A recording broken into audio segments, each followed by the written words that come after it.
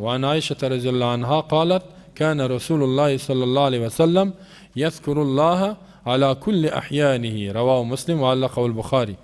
یک حدیث دیگه است که حدیث صحیح است، امام مسلم روایت کرده، مسلم بخاری که حدیث نقل کنه صحیح می باشه. درباره از این است که یک کسی قرآن یعنی به وضو میخواند چطور است؟ این گپی که شما سوال کرد یا ذکر میکنه.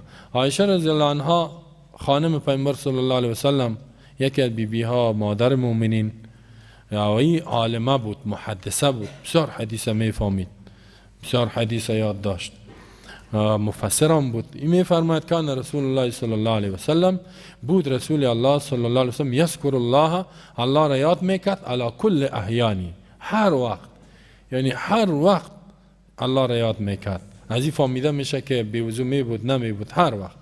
رواه مسلم، امام مسلم ای را روایت کرده در صحیح مسلم بعد از بخاری و علق البخاری، امام بخاری را معلقا بیان کرده. تعلیقات امام بخاری به صورت یقینی و صحیح. کان رسول الله صلی الله علیه و سلم، یک قاعده را امی علمای عربی یا گرامر عربی بیان میکنن در بخش احادیث و قرآن.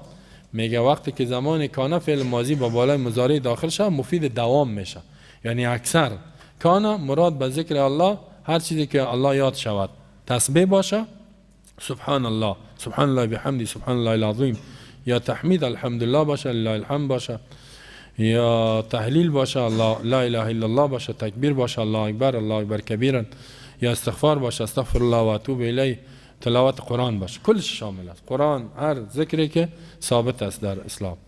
علی کل علام می پیامبر همیشه یاد میکن. علی کل احیانه یعنی علی یذکر الله کانا و یذکر الله صیغه فعل مضارع است، بعد از اون لفظ بعد از لفظ کانا آمده، دلالت به کثرت تکرار میکنه، مداومت علی ذلک الفعل، یعنی پیامبر کار زیاد میکرد ما لم یوجد قرینه.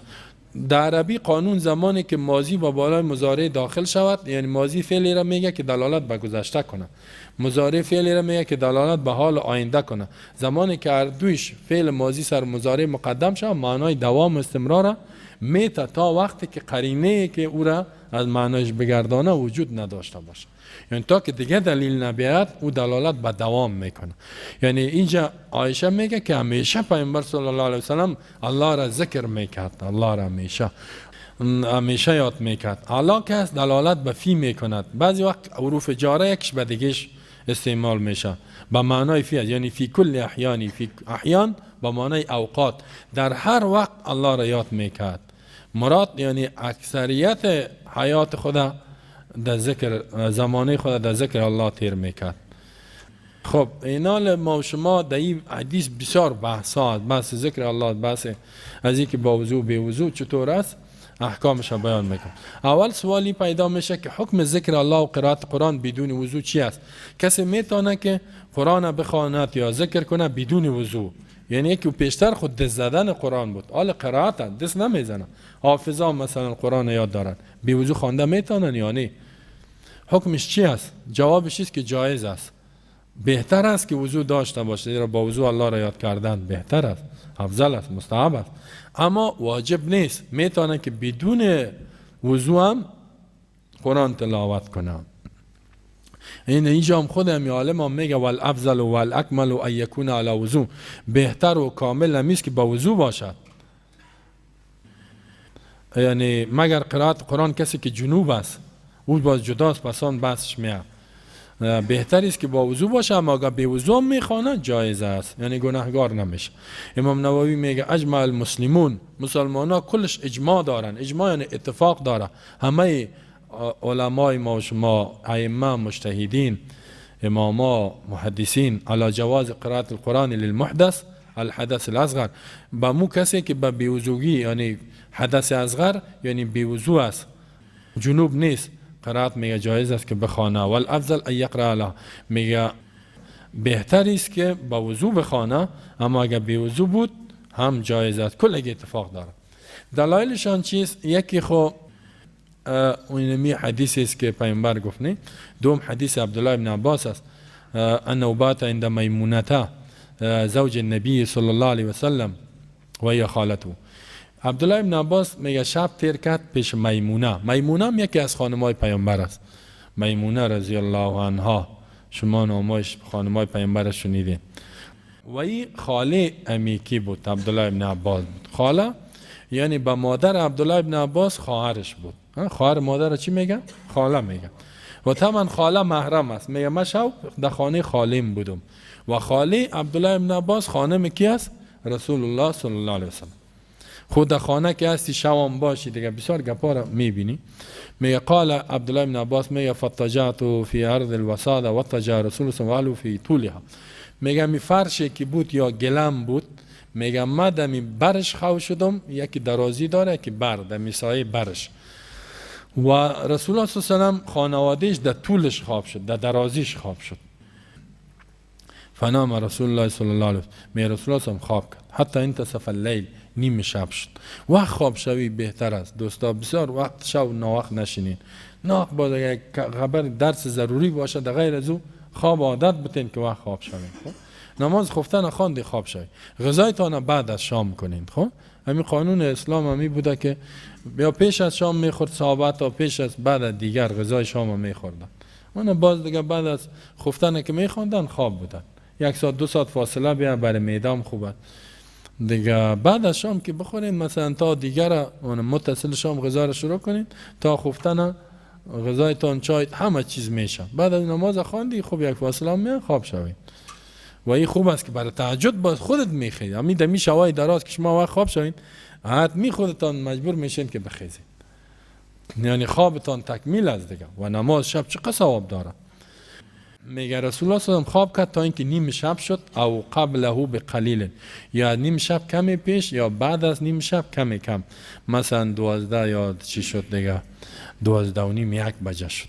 ثم استيقظ رسول الله صلی الله علیه و رسول الله هم بیدار شد. نه سعی کنیم نماز شب ترک نمیکن، تهجد بخوانین. خب تصمیم بگیریم کل ما و شما که تهجد بخوانیم. فجعل یمسح النوم، می وقتی پیامبر هم خیست، همین سنت است که میخیزی از خواب میگه مسح میکرد نوم را عن وجهه بیادیه، از روی خود اردود به دستای خود ایتو میمالید. از خواب که میخیزین ندوین امیتو. خب سنتی است که بشینین امی خواب از دستایتان از چشمایتان رو پاک کنین، رویتان رو پاک کنین. خب و دیگه اونمو از خواب از کارانه که میخیزی از خواب چی میگی؟ الحمدلله الذی عافانی فی جسدی و رد علی روحی و اذن لی بذکره. هم به ذاتی که در جسد ما عافیت داد، یعنی پس جور تیار خیستم. و رد علی روحی، روح ما باز پس داد. و اذن لی بذکره، اجازه داد یا حکم کرد به ذکرش که من میتونم مال باز الله را یاد کنم.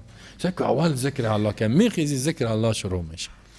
یا الحمدلله الذی احیانا بعد ما اماتنا و الیه النشور، لکل تان یاد دارین او را یاد بگیره. و دیگه چی میگه کرد؟ میگه این حدیث در بخاری متفق علیه، بخاری مسلمه. میگه ثم قرأ العشر آیات الخواتم من سوره آل عمران، 10 آیت آخری سوره آل عمران خوان. سوره آل عمران چندم سوره است در قرآن؟ 3م نه، بعد از سوره فاتحه. سوره فاتحه ما شما دست کورا یاد داریم، دست جمله را میگیریم. بعد از سوره بقره می هستیم سوره آل عمران. آخر سوره آل عمران یکی خود سوره بقره آخرش آمن الرسول است. اونه آخر سوره آل عمران ان فی خلق السماوات والارض واختلاف الليل والنهار لآيات لأولي الألباب. از اینجا شروع میشه. الذين يذكرون الله قياما وقعودا وعلى جنوبهم ويتفكرون في خلق السماوات والأرض ربنا ما خلقت هذا باطلا سبحانك فقنا عذاب النار ربنا إنك من تدخل النار فقد أخزيته وما للظالمين من أنصار ربنا إننا سمعنا مناديا ينادي للإيمان أن آمنوا بربكم فآمنا ربنا فاغفر لنا ذنوبنا وكفر عنا سيئاتنا وتوفنا مع الأبرار ربنا واتنا إلى آخره. ما الحمدلله یاد دارم یک چند سوره زیاد، یعنی یک 15 پاره زیادتر حفظ دارم. از اولش هم این آخرا و یار یاد دارم. شما یاد کنین، یعنی بعد از اون میگم این 10 آیات ها را به خاطر که هر روزی را میخوانین، اقلا به خاطر که به سنت عمل کنین، این 10 آیات ها را چی کنین؟ حفظ کنین. نه طریقه آسانش هم میسه، در موبایل ها و یایتان باشه اونا بگیرین بخوانین. پیامبر هم خواهیات حفظ داشت، نه حافظ قرآن بود پیامبر صلی الله علیه و سلم. دا آیت خاتمه سورت آل عمران میگه خان. این انسان که چقدر او را که میخوان چقدر وقت میگیره نی خوب امی بدنت از خواب چی میشه، فعال میشه. آیت قرآن خان این از این چی فهمیده میشه؟ از این فهمیده میشه که وضو خو نکرده نه از خواب بود، خواب عمیق، خواب وضو را میشکنانه، خواب عمیق. و دیگه از این فهمیده میشه که پیامبر هم خواب میکرد. یگام تا میگه که فلانی اولیاء الله شب خواب نداره، او چندان اولیایی نیست. خب اولیای امور میگه که به طریقه پیامبر صلی الله علیه و عمل کنه. خب شب خواب شو، پیامبر صلی بعد صحابه گفت ما شب خواب نمیشیم، تقبیحشان کرد. گفت نفست ان لنفسك عليك حق و ان لعینک، چشمت با بالایت حق داره، نفست حق داره، چشمت خواب میخواد، خواب شو باز بخی نماز بخوان. این سنت نیست که بی خواب باشی. دیگه دست دا آیت ها را خوان. ثم قام، اینی هم از جمله اذکار بعد از خواب بیدار شدن از دمو اذکار مسلم یا در چی در حصن المسلم یا پناهگاه مسلمان که گفتم بگیرین دمو جامعه است. باز استاد شد میگه الی شن معلقه فتا، یک کوزه بوده، یک ظرف آب بوده، یک بشکه آب اویزان بوده، امور میگه گرفت وضو کرد. این از این فهمیده میشه که به خاطر که دور چیز نشه آب هم موجه تیار بانی نه شو آب تیار باشه، آب گرفت وضو کرد. متفق علیه. بعد از او با نماز شروع کرده دیگه، نماز شب. پیامبر میگه کسی که خواب می باشه میگه شیطان 3 گره دو میزنه. وقتی که میخیزه میگه ذکر الله را میکنه یک گریش دور میشه، که وضو میکنه دیگه گره هم شیطان، سیوم که نماز میخونه هر 3 گره دور میشه و شیطان از تسلط دور میشه. از این حدیث قال ابن عبدالبر میگه فی قرائت القرآن علی غیره، دیگه فهمیده میشه قرآن بدون وضو بخوانی، زیرا پیامبر هم از خواب خیست. لانه ینام النوم الكثير الذي لا يختلف فيه مثل، بسیار خواب زیاد کرده بود که در مثل از اختلاف نمیشه. وقد بواب الامام بخاری علی الحديث، امام بخاری باب مانده در این حدیث، باب قرائت القرآن بعد الحدث، می باب قرائت قرآن بعد از بیوزوگی و غیره. قال ابن حجر میگه که کدام حدث؟ حدث اصغر، یعنی جنوب نباشی، بیوزو باشی. و قال النووی میگه فی جواز القرائت للمحدث، جواز قرائت برای کسایی که بیوزو باشه. و هذا اجماع المسلمین، اجماع است، اتفاق مسلمان، یعنی کسی از علما اختلاف نداره کسی بیوزو میتونه قرآن بخونه.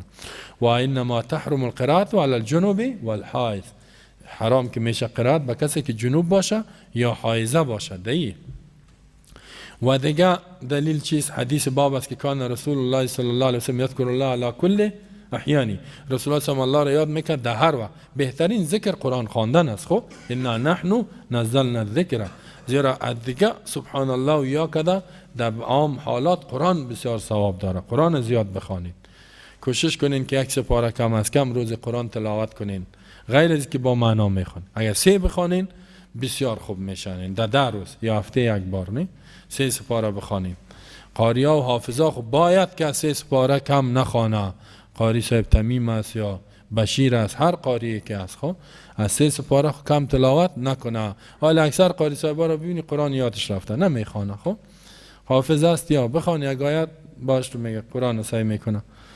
یه حدیث باب است که رسول الله صلی الله علیه و سلم میگه الله را همیشه یاد میکرد. امام نووی در شرح مسلم میگه هذا الحدیث اصل فی جواز ذکر الله، این حدیث میگه اصل است، دلیل است در جواز ذکر الله تعالی با تسبیح سبحان الله و تهلیل لا اله الا الله، تکبیر الله اکبر، تحمید الحمدلله و شبه من الاذکار، دیگه اذکار لا اله الا الله وحده لا شریک له بگو استغفر الله. هذا جایز باجماع مسلمانان جایزه. و انما اختلف العلماء فی جواز قرائت قرآن، علما می اختلاف کردند در جایز بودن قرائت قرآن برای جنوب و حایض. در جنوب بخوانه نخوانه اختلاف است، باز میخوانیم. حایضه بخوانه نخوانه اختلاف است، اکثریت میگن که وا نخوانن تا که غسل نکرده. امام صنعانی میگه حدیث مقرر است در اصل و ذکر الله علی کل من الاحوال، میگه حدیث ثابت است در اصل که ذکر الله در همه حالات. از این چی فهمید؟ هر حالت باید الله را یاد کنی. در حدیث میگه پیامبر میگه لا یزال لسانک رطبا بذکر الله، لا یزال لسانک، همیشه زبانت تر باشه به ذکر الله همیشه. و دیگه ظاهر است در عموم ذکر، از عام ذکر که سبحان الله باشه، قرآن خوانده، فتدخل تلاوت القرآن ولو کان جنوبا، اگر که جنوب باشه خدایی داخل میشه، اما الا انه خصص حدیث علی. حدیث علی دیگه حدیث سیر خاص کرده و ایست که میگه کان رسول الله صلی الله علیه و آله یقرؤنا القرآن ما لم یکن جنبا. رسول الله صلی به ما قرآن میخوان زمانی که جنوب نمی بود. حدیث آخر دیگه در معنای ازی همه قسم مخصص است خاص شده با حالت غایت بول و جماع. اگر کسی در حالت بول کردن است پیشاب که میکنه نه دینی حالت هم در عین بول نخوانه باز ذکر هم نکنه. خب یا در حالت جماع هم بستری با خانمش در وقت هم چیز نکنه. خب ذکر نکنه. بعضی ها در مو وقت بسم الله میگه بسم الله پیش است. خب در وقت نه دیگه غایت در وقت غایت که امی قضای حاجت نه برای بول کلان می رود در وقت که ششتگی است باز که بیرون می بره جداست در اون وقت. در این حالت های غایت کردن و بول کردن تشناب که میره جماع دیگه جنوب اینا دیگه وقت غیر از این حالت ها قرآن بخوانه. خب از این قول عایشه که میگه رسول الله صلی الله علیه و یذکر الله علی کل احیانه هر وقت آیا از این چیز استثناء می شود؟ میگه بله چند حالت مستثنا است. از کل احیانی فهمیده میشه که یعنی در همه حالات. یک حالت قضای حاجت است. دلیلش چی است؟ دیگه حدیث صحیح است که امام مسلم روایت کرده میگه ابن عمر ان رجلا مر و رسول الله صلی یبول میگه پیامبر هم باول میکرد. باول امی پیشاب میکرد. یکم تا میگه پیامبر باول نمیکرد. نه عاشقان رسول خدا میگیرن همین بریلوی و جاهلا هستن. بعضی مسلمان ها باول نداشت نور بود بشر نبود یک گپای. پیامبر هم میگه باول میکرد در حالت تشناب کوچک بود پیشاب فسلم علیه یک نفر تیر شد سلام داد فلم یرد علیه سلام. پیامبر هم جواب سلامش نداد. از این فهمیده میشه که تو اتاق نبوده دیگه صحرا و دشت بیرون بوده سایه باول بوده. اما پیامبر او سلام داده در حالت باول بوده. پیامبر سلامش جواب نداد بخاطر در حالت باول کردن. رواه مسلم یه حدیث صحیح و ثابت است. این مستثنا کسی در حالت باول است باید ذکر نزد سلام خو نام الله نه ذکر است. و عن المهاجرین قنفس یک حدیث دیگه است. حدیث عیسی میگه ان وات النبی و هو یبول فسلم علی میگه ما پیش پیامبر آمدم این باول میکرد یعنی پیشاب میکرد سلام داد فلم یرد علی میگه پیامبر به ما جواب نداد حتی توضا تا که وضو کرد ثم اعتذر بعد میگه عذر خدا پیش کرد فقال فینی کرهت ما بد بردم ان اذكر الله عز وجل الا على طهر میگه الله را یاد کن مگر با پاکی او قال على طهارت. رواه داود. این از هم فهمیده میشه گفتیم که بهتر است که انسان اگر الله را یاد میکنه با وضو باشه. نه پیامبر صلی الله علیه و در حالت باول گفت من خوش نداشتم که این کارا بکنم. دیگه در حالت جماع وقت اینجا علما اختلاف دارن مسئلهش در باب غسل میاد پسان میگیم. بعض فضایل ذکر میگم گپ ذکر آمد که ذکر ذاکرین شویم ما شما. ذاکرین صفت مؤمنین کامل است. خب صفت متقیان صفت محسنین است صفت خاشعین است.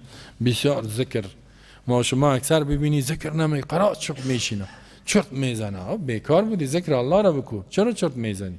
بیکار شدی. قرآن خاصیت کرد دیگه ذکر خاصانه. ذکر بگو سبحان الله بگو الحمدلله بگو الله اکبر بگو لا اله الا الله بگو استغفر الله بگو لا حول ولا قوه الا بالله بگو. چقدر درجه داره. در این باره امی احادیث میگیم که ما و شما در ذکر عادت شویم. یکی که میگه فضایل ذکر الله ثوابهایش چیست؟ انه یورث العبد ذکر الله له. کسی که الله را یاد میکنه الله ای را یاد میکنه یعنی میشه در یاد الله میباشه فراموش الله نمیشه. الله متوجه عزیز حفاظتش میکنه. مثل که الله در قرآن چی میگه؟ فذکرونی اذکرکم واشکروا لی ولا تکفرون. یاد کنین مرا تا که من شما را یاد کنم. واشکروا لی شکرگزاری کنین ولا تکفرون. اگر الله را یاد کنی حتمی الله تو را یاد میکنه. ابن قیم میگه ولو لم یکن فی الذکر الا هذه اگر در ذکر میگه نمی بود مگر امی آیت وحده و تنهایی لکفا این کفایت میکرد بها فضلا و شرفا در فضیلتش و در ثوابش و در مقامش که الله تو را یاد میکنه. الله که ما را یاد کنه نی پادشاه همه چیز پیش از او کل مشکلات ما حل میشه. و قال صلی الله علیه وسلم می فرماید که حدیث بخاری نمی قال تعالی حدیث قدسی الله میگه من ذکرنی فی نفسی ذکرته فینا با من ذکرنی یعنی تنها یاد کنه مرا من تنها یادش میکنم. و من ذکرنی فی ملائین کسی در جماعت مرا یاد کنه پیش روی مردم ذکرته فی ملائین خیر منهم ما در یک جماعت که از این جماعت انسان ها که بهتر است یعنی ملائکه در اونجا یادش میکنم. یعنی الله را که صفاتش در جماعت بیان میکنه الله در پیش ملائکات را یاد میکنه. اگر تنها یاد کنی الله تنها یادت میکنه. متفق علیه اتفاق است در صحتش بخاری و مسلم. و دیگه حدیث است که انه سبب لنزول سکینه میاد، اطمینان میاد بر قلب انسان. ما شما چقدر پریشانی ها و غم داریم نه فعلا، ذکر الله سبب چی میشه؟ اطمینان میشه. غشیان رحمان، رحمت الله می پیشانه انسان.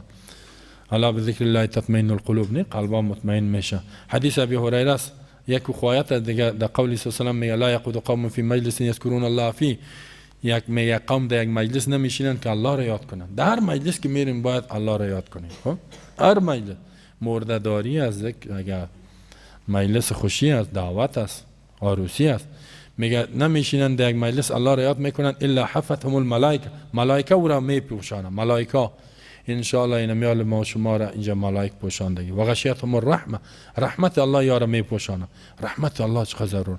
و نزلت علیهم السکینه، سکینه به اینا نازل میشه. واقعا میال که ما شما در درس میشینیم چه قلبای ما مطمئن میشه.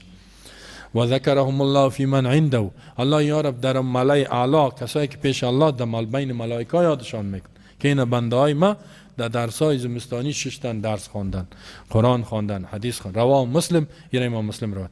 دیگه حدیث غرس جنت، یعنی نهال هایی است که در جنت هر وقت که الله را یاد میکنی، الله درخت‌ها را در اونجا بر میوه‌های مختلف غرس میکنه، بر میشانه. در قول صلی الله علیه و سلم میگه لقیت لیلة اسری بی ابراهیم الخلیل، شبی که در شب معراج ما رفتم در آسمانا، ملائکه جبرئیل مرا برد، می روبرو شدم با ابراهیم علیه السلام در صورت جسد مثالی. فقال، گفت که یا محمد، می مرا گفت محمد اقرئ امتک منی سلام، از طرف ما با امت سلام برسان. ابراهیم علیه السلام با ما شما سلام داده. بعد از می گفت و اخبرهم، خبر بده ان الجنه طیبه التربه، جنت خاکش پاک است، زیباست. حتی در حدیث میگه خاکش از مشک است. این تو خاکی چی نیست، مشک یک عطر است، خب از او است. بعد از اون میگه گفت که عذبت الماء، آبش بسیار شیرینه. و انها قیان، و این میدان است، درخت نداره. و ان غراسها، امی درختای ازی، سبحان الله، سبحان الله که میگی الله پاک است از هر عیب و شریک و نقصان. والحمد لله، تمام صفات و الوهیت خدایی مختص به الله.